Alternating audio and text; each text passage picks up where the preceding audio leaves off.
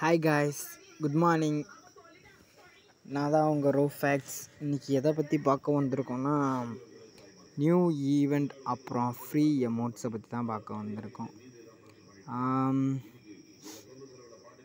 எனக்கு எப்படின்னா, free fire எப்படின்னா, ஒரு லாக்டவுன் பீரியடுக்கு முன்னாடி நான் ஃபோன் வாங்க ஆரம்பித்ததுலேருந்து நான் கேம் விளாண்டுட்ருக்கேன். அதாவது என்னோடய 12th ஸ்டார்டிங்லேருந்து யாருக்கும் சொல்லலை. இன்ன வரைக்கும் என்னை பற்றி யாருக்கும் தெரிஞ்சிருக்காது.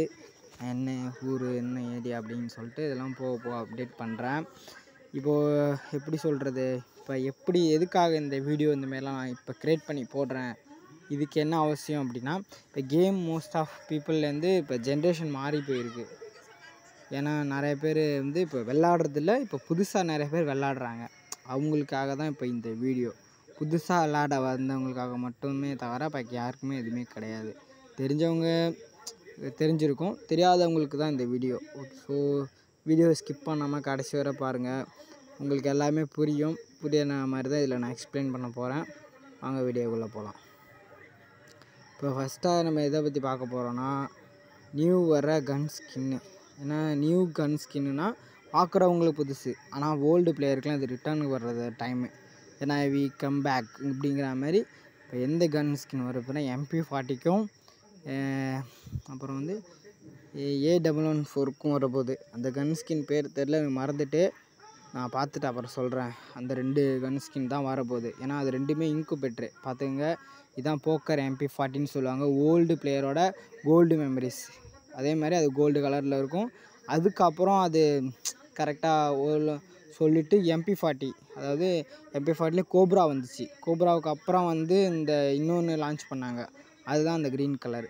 அதுக்கப்புறம் இப்போ வருது சாம்ராய் பண்டல். சாம்ராய் பண்டல் இதில் ஈவெண்ட்டு எல்லா பண்டலும் வர மாதிரி மேஜிக் கியூப்லேயும் ஒரு பண்டில் வரப்போகுது. அதுதான் பிரேக் டான்ஸர் பண்டிலு.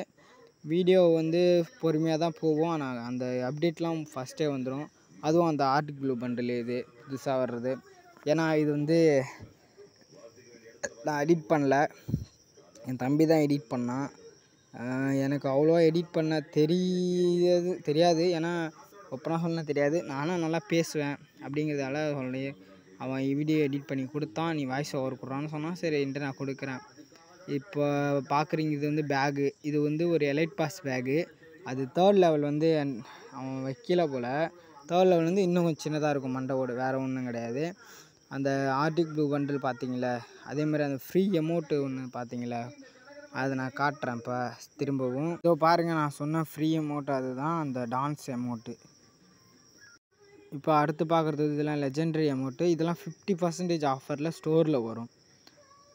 இப்போ அதெல்லாம் டைமண்ட் போட்டிருக்கு, ஆனால் கண்டிப்பாக அது 50% ஆஃபரில் ஸ்டோரில் வரும். நீங்கள் கண்டிப்பாக வேணால் பாருங்கள்.